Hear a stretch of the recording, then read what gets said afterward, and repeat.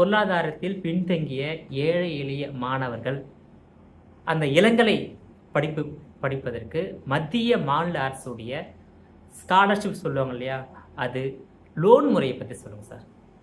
வணக்கம் சார். இப்போ நிறைய இப்போ படிக்கிறதுக்கு பார்த்தோன்னா சென்ட்ரல் அண்ட் ஸ்டேட் கவர்மெண்ட் மத்திய மாநில அரசுகள் நிறைய ஸ்காலர்ஷிப் இப்போ கொடுக்குறாங்க சார். எல்லா படிப்புக்கும் இப்போ நீங்கள் சொன்ன அத்தனையும் இன்ஜினியரிங்லேருந்து மெடிக்கல்லேருந்து ஆர்ட்ஸ் அண்ட் சயின்ஸ்லேருந்து அக்ரிகல்ச்சர்லேருந்து எல்லாத்துக்குமே பார்த்தோன்னா ஸ்காலர்ஷிப்பு தராங்க. அந்த ஸ்காலர்ஷிப் மூலிமாவும் பார்த்தோன்னா மாணவர்கள் படிக்கலாம். பொருளாதாரத்தில் இன்றைக்கி பார்த்தோன்னா ஏற்றத்தாழ்வுகள் பணம் இருந்தால் தான் படிக்கிறதுலாம் ஒன்றும் இல்லை சார். இன்றைக்கி எல்லாருமே அந்த வழிமுறை எப்படி போகணும் அப்படின்னு தெரிஞ்சுக்கினாவே போதுமானது. இன்றைக்கி அதுதான் பார்த்தோன்னா கைட் பண்ணுறது தான் இன்றைக்கி இம்பார்ட்டன்ட். தம்பி இப்படி போ, இந்த வாய்ப்பு இருக்குது, நீ நல்லா மார்க் எடுத்திருக்க, இப்படி போனால் இத்தனை ஸ்காலர்ஷிப்லாம் இருக்குதுன்னு சொல்கிறாங்க. பொதுவாக சார் இந்த போஸ்ட் மெட்ரிக் ஸ்காலர்ஷிப்னு ஒன்று இருக்குது சார். அந்த போஸ்ட் மெட்ரிக் ஸ்காலர்ஷிப்பில் எல்லா படிப்பு படித்தாலையும் உங்களுக்கு நல்ல ஸ்காலர்ஷிப் உங்களுக்கு சென்ட்ரல் ஸ்டேட் கவர்மெண்ட் கொடுக்குறாங்க. முக்கியமாக எதுக்கு கொடுக்குறாங்கன்னு பார்த்தீங்கன்னா, நீங்கள் இந்த இன்ஜினியரிங்கு, மெடிக்கலு, இந்த பாலிடெக்னிக்கு, இந்த ஃபார்மசி, நர்சிங் இந்த மாதிரி படிப்புகளுக்கு நிறைய இது பண்ணுறாங்க. பிஎட் இந்த மாதிரி படிப்புகளுக்கு. கொஞ்சம் ஆர்ட்ஸ் அண்ட் சயின்ஸுன்ற போது அவங்க இந்த ஸ்டேட் கவர்மெண்ட்டு தான் பார்த்தோன்னா இந்த ஒரு 5,000 6,000 அந்த மாதிரி கொடுக்குறாங்க. ஏன்னா அவங்க நிறைய arts and science government arts காலேஜ்லேயே சீட் அவங்க கொடுத்துட்றாங்க. அங்கே ஃபீஸ் கம்மியானது. இப்போ இன்ஜினியரிங் மெடிக்கலை பொறுத்தவரையிலும் அந்த குறிப்பிட்ட இந்த கவுன்சிலிங் மூலிமா போகிறாங்க இல்லையா, அந்த மாணவர்களுக்கு பார்த்தோன்னா சென்ட்ரல் ஸ்டேட் கவர்மெண்ட் இந்த போஸ்ட் மெட்ரிக் ஸ்காலர்ஷிப்னு தராங்க. இன்ஜினியரிங்கை பொறுத்தவரையிலும் பார்த்தோன்னா 55,000 ஒரு 85,000 வரைக்கும் கொடுக்குறாங்க சார். நிறைய இது இருக்குது. அதே மாதிரி மெடிக்கல் சைடும் பார்த்தோன்னா உங்களுக்கு நர்சிங்கை பொறுத்து இருக்குது, ஃபார்மசி பொறுத்து இருக்குது, அந்த ஹெல்த் இன்ஸ்பெக்டர் கோர்ஸை பொறுத்து இருக்குது, அதில் எம்பிபிஎஸ்ஸை பொறுத்து இருக்குது சார். அதுக்கெல்லாம் 4 லட்சம் ரூபாய் உங்களுக்கு கொடுக்குறாங்க. அது எல்லாமே உங்களுக்கு தெரியும்னு நினைக்கிறேன். எல்லாமே த்ரூ கவுன்சிலிங் வழியாக போகிற ஸ்டூடெண்ட்டுக்கு தான் தராங்க. மேனேஜ்மெண்ட் கோட்டான்றது கொஞ்சம் இப்போ சென்ட்ரல் ஸ்டேட் கவர்மெண்ட் கொஞ்சம் அதுக்கு இது பண்ணுறாங்க, டைட் பண்ணுறாங்க. அது ஏன் த்ரூ கவுன்சிலிங் மெஜாரிட்டியில் வராங்க இல்லையா, அதில் நல்ல மார்க் எடுத்து வரக்கூடிய பிள்ளைகளுக்கு கொடுக்கலாம் அப்படின்ற மாதிரி கவுன்சிலிங் வழியாக வரக்கூடிய பிள்ளைகளுக்கு இந்த மாதிரி இதெல்லாம் கிடைக்கும் சார். ஏன்னா இப்போ நீட் எழுதாமல் நீங்கள் எம்பிபிஎஸ் படிக்க முடியாது, எம்பிபிஎஸ் பிடிஎஸ் படிக்க முடியாது. அந்த சித்தா மாதிரி கோர்ஸுக்கு பார்த்தோன்னா நம்ம நீட் இல்லாமல் படிச்சிடலாம். அதனால் இதுக்கு எல்லாமே த்ரூ கவுன்சிலிங் ஒன்று பார்க்குறாங்க சார். அதே மாதிரி நீங்கள் இது கேட்டீங்க, அக்ரிகல்ச்சர்லேருந்து எல்லாமே நான் சொல்கிற எல்லா கோர்ஸுக்குமே இந்த ஸ்காலர்ஷிப்னு ஒன்று இருக்குது. முதல் பட்டதாரின்ற ஸ்காலர்ஷிப் இருக்குது. அது ஒரு 25,000 கொடுக்குறாங்க. எது கொடுக்குறாங்கன்னா, இந்த இன்ஜினியரிங்கு, மெடிக்கல் இந்த சைடு கொடுக்குறாங்க, இந்த பாலிடெக்னிக்லாம் படிக்கிறதுக்கு. இதில் ஆர்ட்ஸ் அண்ட் சயின்ஸில் பார்த்தோன்னா இந்த போஸ்ட் மெட்ரிக் ஸ்காலர்ஷிப் இந்த 55,000 அந்த 60,000 கொடுக்குறது, இந்த முதல் பட்டதாரி அதெல்லாம் அதில் கொஞ்சம் கிடையாது. அது 25,000 கொடுக்குறது, அந்த இதெல்லாம் ஆர்ட்ஸ் அண்ட் சயின்ஸ் கிடையாது. அதனால் இந்த பொருளாதாரத்தில் பின்தங்கிய பிள்ளைகள்லாம் பார்த்தோன்னா பணம்ன்றது ஒரு பொருட்டல்ல. இந்த மாதிரி ஸ்காலர்ஷிப்பில் நீங்கள் சேர்ந்து அவங்க அதை படிக்கலாம். அது நிறைய கல்லூரிகளை பொறுத்து இப்போ இது இருக்குது சார். அதை பொறுத்து சில ஃபீஸ் அவங்க இது பண்ணுறாங்க. இதுலேயே ஸ்காலர்ஷிப்லேயே நிறைய கல்லூரிகள் படிக்க வைக்கிறாங்க. சில கல்லூரிகள் பார்த்தோன்னா அந்த ஸ்காலர்ஷிப்போட அடிஷ்னல் கூடுதல் பார்த்தோன்னா பணம் கட்டுற மாதிரி அது இருக்குது. நீங்கள் இன்னொன்று கேட்டீங்க, எப்படி சார் லோனெல்லாம் எப்படி அப்படின்னு சொல்லிட்டு கேட்டீங்க. பொருளாதாரத்தில் பின்தங்கி இருந்தாலும் கவர்மெண்ட் ஆர்டர் என்ன சொல்லுதுன்னா, த்ரூ கவுன்சிலிங் வழியாக வராங்க இல்லையா, அரசு ஒதுக்கீட்டில் கிடைக்கக்கூடிய பிள்ளைகளுக்கு கவுன்சிலிங் வழியாக வர பிள்ளைகளுக்கு எந்த காரணத்தை கொண்டு நீங்கள் லோனு மறுக்கக்கூடாது அப்படின்றாங்க. மேனேஜ்மெண்ட் கோட்டாவுக்கு அவன் மேனேஜ்மெண்ட் கோட்டாவே என்னன்னா, பணம் உள்ளவன் தான் அதில் சேருவான்றது தான் அது மேனேஜ்மெண்ட் கோட்டா. அதனால் அவன் அரசு ஒதுக்கீட்டில் வரக்கூடிய ஸ்டூடெண்ட் அந்த கவுன்சிலிங் ஆர்டர் இருக்கு இல்லையா, அதை வச்சு பேங்க் சில சர்வீஸ் பேங்க்லாம் இருக்கும். அந்தந்த ஏரியாவில் பிள்ளைகள் படித்து இங்கே கல்லூரியில் தேர்ந்தெடுப்பாங்க இல்லையா. பல சிட்டிக்குள்ளே நிறைய காலேஜெல்லாம் இருக்குது, போய் படிப்பாங்க. சென்னை, மதுரை, கோயம்புத்தூர் எல்லாம் இடத்துல.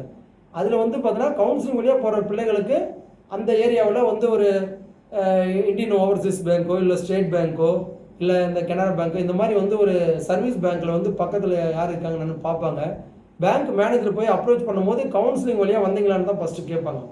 கவுன்சிலிங் வழியாக வந்திருக்கீங்களா, மார்க்கெல்லாம் பார்ப்பாங்க. ஏன்னா அவங்களும் லோனுன்றது அவளுக்கு குயிக்காக இது பண்ணுறது. இதெல்லாம் கவுன்சிலிங் வழியாக ஆர்டரை வச்சு நம்ம கொடுத்தா லோன் அவங்க மறுக்கிறதுலாம் கிடையாது. இன்றைக்கெல்லாம் நிறைய ரைட் டு இன்ஃபர்மேஷன் அது இதெல்லாம் வந்திருக்கிறதுனால அவங்கெல்லாம் கொஸ்டின் கேட்குறாங்க, ஏன் எனக்கு வந்து லோன் வந்து மறுக்கிறீங்க, நீங்கள் மறுத்தா வந்து ஏன் அந்த ஜியோ காட்டுங்க, ஏன் எங்களுக்கு கொடுக்கக்கூடாதுன்னு வந்து சொல்கிறாங்க. நான் மேனேஜ்மெண்ட்டுன்றது வந்து பணம் கட்டி படிக்கணும் தான் சார். அதனால் மேனேஜ்மெண்ட் வழியாக வந்து சேர்ந்துட்டு லோன் வந்து கேட்டால் வந்து அது கொடுக்க மாட்டாங்க. அது வந்து பேங்க் மேனேஜரை பொறுத்து, பேங்க்கை பொறுத்து தான் வந்து லோன் கொடுப்பாங்க சார்.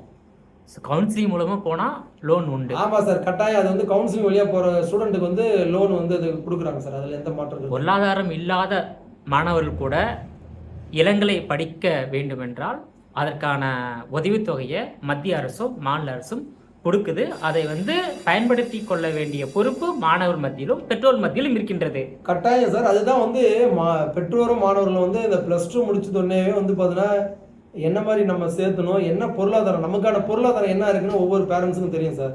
அவனை நம்ம வந்து சிட்டிக்குள்ளே தான் படிக்க வைக்கணுமா, இல்லை வந்து கிராமப்புறத்துலேயே படிக்க வைக்கணுமா, ஏன்னா பொருளாதார நிலையை பார்க்கணும். ஏன்னா சிட்டிக்குள்ளே வந்து படிக்கணும்னா ஹாஸ்டல் ஃபீஸ் இருக்கும். அதில் வந்து பார்த்தீங்கன்னா சில ஸ்காலர்ஷிப் மூலிமா படிச்சுட்டு சில சாப்பாட்டுக்கு மட்டும் சில இடத்துல கட்ட சொல்லுவாங்க கல்லூரிகள். அந்த மாதிரி இடத்துல பார்த்து நம்ம வந்து சூஸ் பண்ணுறது பொறுத்து தான் எல்லாமே சார். அவங்களுடைய பொருளாதார நிலையை வச்சு தான் வந்து அவங்க படிக்க வைக்கிறதும் வந்து அந்த பெற்றோரும் மாணவர்களும் சேர்ந்து எடுக்கிற முடிவு தான் சார்.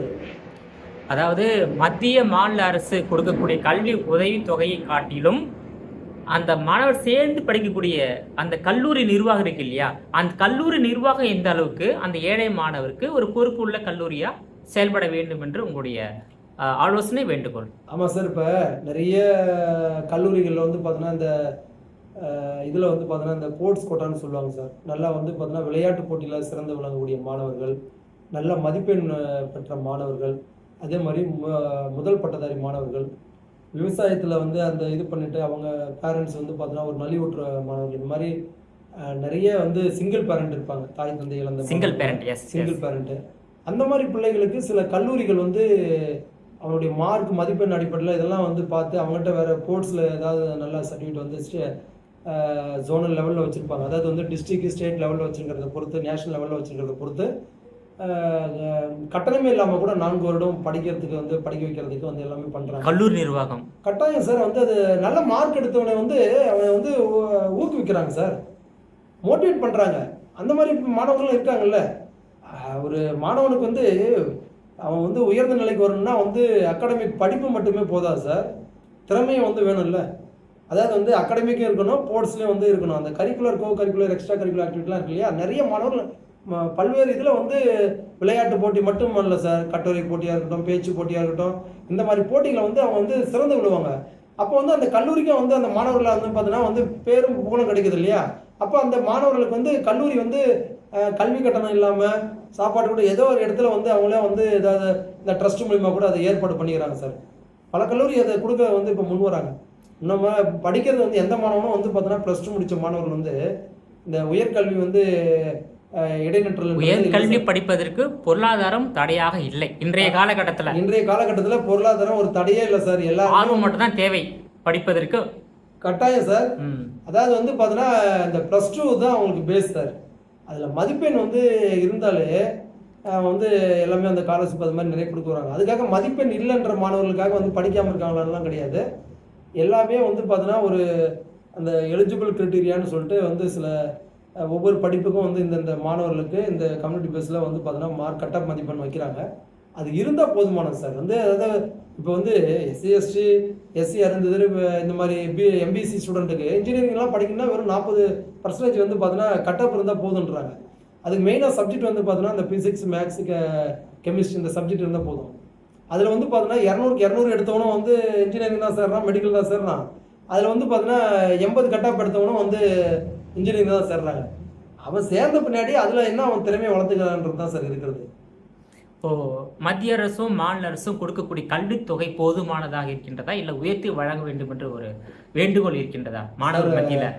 மிக அருமையான கேள்வி. இப்போ நீங்கள் இந்த கேட்ட கேள்வி 2017 அதுக்கு முன்பு வந்து பார்த்தீங்கன்னா இந்த மெடிக்கல் இன்ஜினியரிங் சேரக்கூடிய மாணவர்கள் வந்து பார்த்தீங்கன்னா வந்து மேனேஜ்மெண்ட் கோட்டாவாக இருக்கட்டும் இல்லை கவர்மெண்ட் கோட்டாவாக இருக்கட்டும் 85,000 கொடுத்தாங்க சார். இதை நீங்கள் வந்து அரசுக்கு இதை நீங்கள் வந்து இதை எடுத்துகிட்டு போகலாம். 85,000 கொடுத்துருந்தாங்க. மத்திய அரசா மாநில அரசா? மத்திய அரசு மாநில அரசு ரெண்டுமே சேர்ந்து சார். சென்ட்ரல் கவர்மெண்ட் மத்திய அரசுன்றது ஒரு 65% சார், மாநில அரசு வந்துன்றது வந்து ஒரு 35%.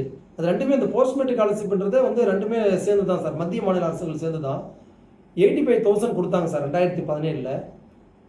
ஹாஸ்டல் மெயின்டெனன்ஸ்னு வந்து ஒரு 15,000 வாக்கில் கொடுத்தாங்க.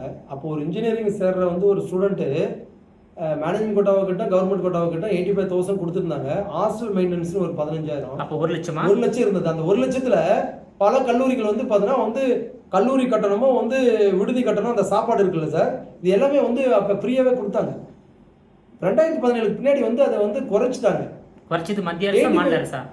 இல்லை சார், இது வந்து ஸ்டேட் கவர்மெண்ட்டு அவங்களோட வந்து அதான் அவங்க தான் சார் மெயினாக அதில் வந்து குறைச்சாங்க. அதில் ஸ்டேட் கவர்மெண்ட்டும் குறைச்சிருக்கு. மாநில சென்ட்ரல் கவர்மெண்ட்டுன்றதை வந்து விட இது வந்து ஸ்டேட் கவர்மெண்ட் தான் வந்து இதில் வந்து அவங்க ஒரு இது அவங்க பார்த்தா வந்து அந்த குறைச்சிது. சென்ட்ரல் கவர்மெண்ட் அது குறைக்கல. 85,000ன்றது வந்து இப்போ மீண்டும் வந்து கொடுத்தாங்கன்னா 2017க்கு முன்னாடிலாம் கொடுத்துட்டு தான் சார் இருந்தாங்க. அதுக்கு பின்னாடி தான் வந்து அது குறைச்சிட்டாங்க 2017 பின்னாடி. எவ்வளோ குறைச்சிருக்காங்க சார்? அது வந்து பார்த்தீங்கன்னா உங்களுக்கு ஒரு 30,000 வந்து 40,000 வந்து குறைச்சிருக்காங்க சார் உங்களுக்கு. ஏன்னா 85,000 கொடுத்தது எங்கே சார் இப்போ வந்து 50, 55 கொடுக்குறது எங்கே சார் இருக்குது? அப்போ அது கொடுத்தா ஒரு பிள்ளை வந்து பார்த்தீங்கன்னா வந்து 4 வருஷமாக வந்து பார்த்தீங்கன்னா இந்த ஸ்காலர்ஷிப்பில் படிச்சுட்டு போயிடுவாங்க. ஏன்னா இன்னைக்கு வந்து எல்லாமே விலைவாசி வந்து பார்த்தீங்கன்னா வந்து எல்லாமே ஏறி இருக்கு. கல்வியை மத்திய விலைவாசி ஏறி கொடுக்கணும். 2017 பின்னாடினா இன்னைக்கு வந்து விலைவாசி எவ்வளோ ஏறி இருக்கு எல்லாருக்குமே வந்து பார்த்தீங்கன்னா நீங்கள் 2017 பின்னாடி இன்னைக்கு வந்து 2026 9 வருஷம் இடைப்பட்ட டைமில் எல்லாருக்குமே வந்து சேலரின்றது வந்து பார்த்தீங்கன்னா சம்பள உயர்வுலாம் இருக்கும். அப்படிங்கிற போது 85,000 கொடுத்ததை இப்போ வந்து 50, 55,000 குறைச்சிருக்காங்க.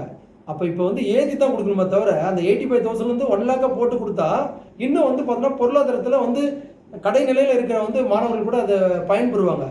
ஏன் வந்து இதை குறைச்சாங்க, எதுக்காக அப்படின்றதே தெரியல சார். ஏன்னா ஒரு மாணவன் வந்து படிக்கிறதுக்கு வந்து பார்த்தீங்கன்னா இதை குறைச்சிருக்க கூடாது சார். எக்ஸாம்பிளுக்கு வந்து 55,000 60,000 சம்பளம் இருந்தது, 55,000 இருந்தது சம்பளத்தை சட்டமன்ற உறுப்பினர்களுக்கு வந்து பார்த்தீங்கன்னா வந்து ஒரு 5 வருடம் 1,07,000 1,07,000 1,05,000 மினிமம் 1,07,000 கொடுத்தாங்க. 1,07,000 கரெக்டா? அப்போ வந்து ஒரு எப்போ ஒரு 6 வருஷம் 7 வருஷத்துக்கு முன்னாடி கொடுத்தாங்கல்ல சார், 55,000 இருந்ததை வந்து உயர்த்தி கொடுத்தாங்கல்ல. அப்போ இதை வந்து உயர்த்தி கொடுக்குறது தான் சார் சரியான முறையாக இருக்கும். ஏன்னா ஒரு கல்வியாளராக வந்து ஒரு சமூக சேவகராக நான் வந்து ஒரு கல்லூரியில் ஒரு பேராசிரியர் வந்து நம்ம வந்து என்னுடைய இது என்னென்னா பொருளாதாரத்தில் இன்னும் வந்து எவ்வளோ வந்து நலிவுற்ற பிள்ளைகள் வந்து இருக்காங்க. அவங்களுக்குலாம் வந்து இந்த கல்வி உதவித்தொகையை வந்து உயர்த்தி கொடுக்கும் பட்சத்தில் அவங்க இன்னும் வந்து பார்த்தீங்கன்னா வந்து இந்த பெற்றோர்கள் வந்து இந்த கஷ்டப்படக்கூடிய ஒரு நிலைமை வராது. அந்த இளங்கலை முதுகலை ஆராய்ச்சி படிப்பு வந்து 100% வந்து ஃபுல்ஃபில் ஆகும். எல்லாமே வந்து இடைநிற்றல். இப்போ இடைநிற்றல்ன்றது எதனால சார் வந்து வருது? பொருளாதாரம் வந்து இது ஒரு காரணமாக இருக்குது. வீட்டில் வந்து குடும்ப சூழ்நிலை காரணமாக நான் வந்து +2 முடித்தா நான் வந்து ஏதாவது வேலைக்கு போனால் தான் என் குடும்பத்தை வந்து டெவலப் பண்ண முடியும், கரை சேர்த்த முடியுன்றாங்க. அப்போ அப்படி இருக்கிற போது வந்து அவன் இந்த மாதிரி வந்து எதாவது படிக்க வந்து ஒரு அரசை வந்து பார்த்தீங்கன்னா நல்லா வந்து ஒரு ஸ்காலர்ஷிப்பை வந்து அதிகப்படுத்தி கொடுக்கும் பட்சத்தில் இப்போ வந்து அவன் வந்து பார்த்தீங்கன்னா ஏன் இந்த இடைநிற்றலாம் போகிறான், ஏன் வேலைக்கு இடையில போகிறோம், அதெல்லாம் ஒன்றுமே கிடையாது. எல்லாமே வந்து உயர்கல்வி வந்து எல்லாருமே பெறுவாங்க. என்னை பொறுத்தவரை அந்த 2017க்கு பின்னாடி அந்த குறைக்கப்பட்ட வந்து கல்வி உதவித்தொகை வந்து உயர்த்தி வழங்கணுன்றது தான் வந்து என்னுடைய கோரிக்கை. ஏன்னா இப்போ புதுசாக வந்து அமைச்சிருக்கிற அரசு ஆகட்டும் சார், இது மாணவர்களுடைய நலன் கருதி தாவேக அரசுக்கு நீங்கள் வைக்கக்கூடிய கோரிக்கை என்பது 2017ஆம் ஆண்டுக்கு முன்பாக மத்திய மாநில அரசு கொடுத்த அந்த கல்வி உதவித்தொகையை மீண்டும் கொடுக்க வேண்டும், அதோட உயர்த்தி கொடுக்க வேண்டும். உயர்த்தி கொடுக்க வேண்டாம் அதான் சார். 2017 வந்து 85,000 கொடுத்தாங்க இல்லையா? அப்போ அந்த காலகட்டம் இப்போ 9-10 வருஷம் ஆகிப்போச்சு. அப்போ உயர்த்தி வந்து அதிகபட்சமாக கொடுக்குற போது வந்து பார்த்தீங்கன்னா அந்த மாணவர்கள் வந்து பலன் பெறுவாங்கன்னு தான் சொல்கிறேன். இது முழுக்க முழுக்க மாணவர்களுடைய நலனை சார்ந்தது.